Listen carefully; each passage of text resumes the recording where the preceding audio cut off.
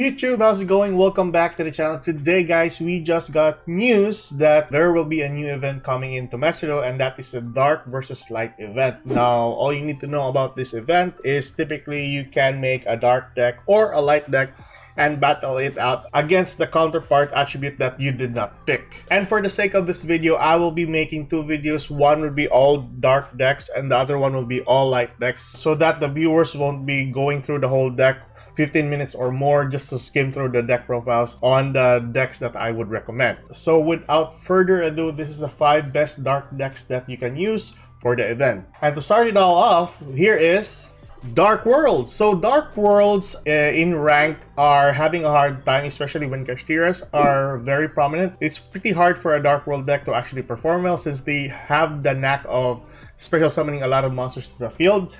But with this event, I think this would be very promising for the Dark Worlds, especially with their supports of dangers added into the deck. So with that, we have mostly all of the cards in the main deck for a Dark World deck. I don't know why they placed Lucent into one copy. We're just using Lucent into one copy as well. But yeah, most of the cards here are practically danger and Dark Worlds, so it's easy enough to summon to the field. Now, if you don't want to use your extra deck monsters, you still can use your main deck monsters just to dish out a ton of damage to your opponent's life points. Now, for your extra deck, however, there are a ton of cards that are non-dark, so basically you'll need to cut them off. But nevertheless, we'll replace them with mostly dark monsters that are really good.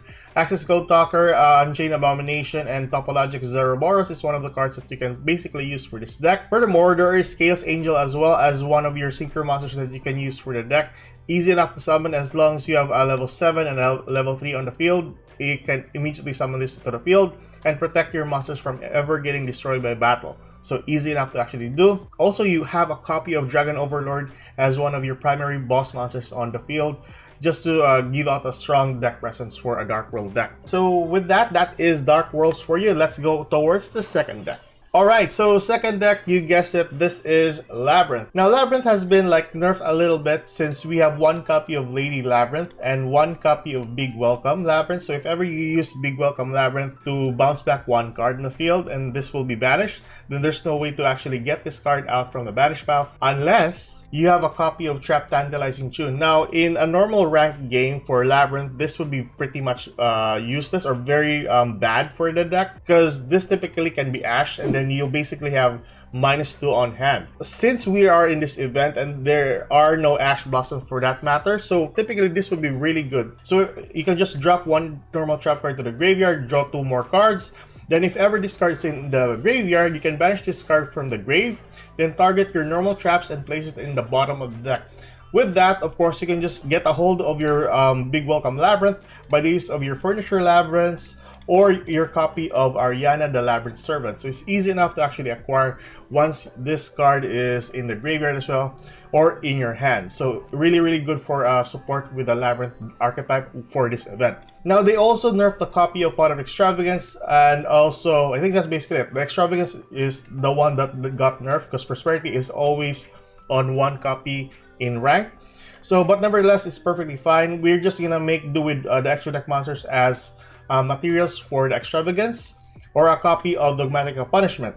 Now, the only significant card for your extra deck here is a copy of Chaos Angel, since this can easily be summoned to the field by a level 8 and a level 2. So a level 8 Lovely Labyrinth or Lady Labyrinth, and then a level 2 Stowy on the field can easily go into a Chaos Angel.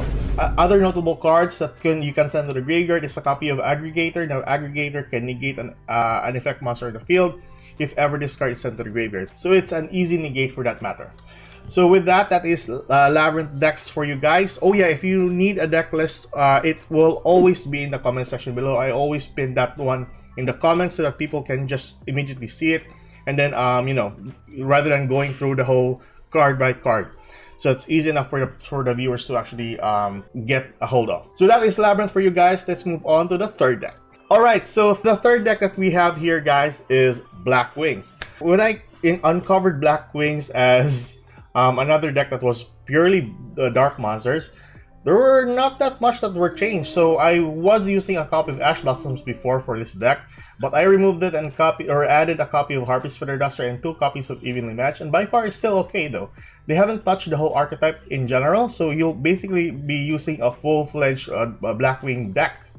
Extra deck wise, I did not change anything as well, so you can still use these cards to its full potential as well.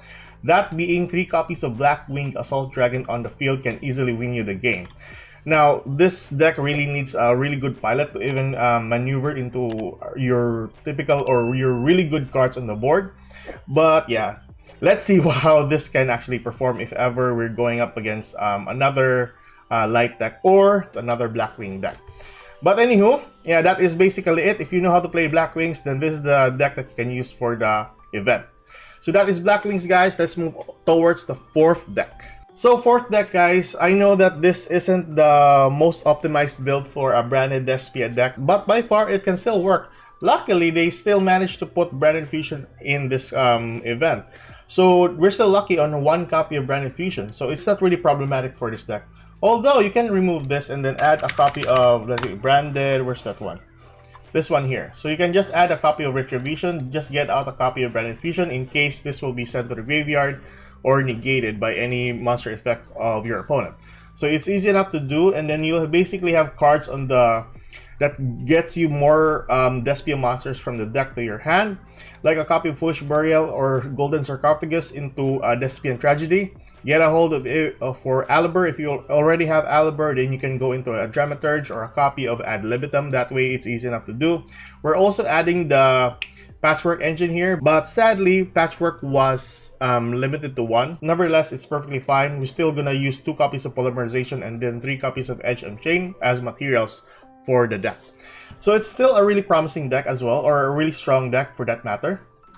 Extra deck wise, the only down part for the extra deck is the copy of Lebellion that wasn't added here because Lebellion is a light monster. Yeah, who knows? I really thought that was a dark monster. But yeah, it still works perfectly well. Now, since we have Branded Fusion onto 1 copy for this deck, we are going to use a copy of Predaplan Verte Anaconda for that matter, so that we can just send Branded Fusion to the graveyard and then summon our Mirror Jade to the field. Easy as that.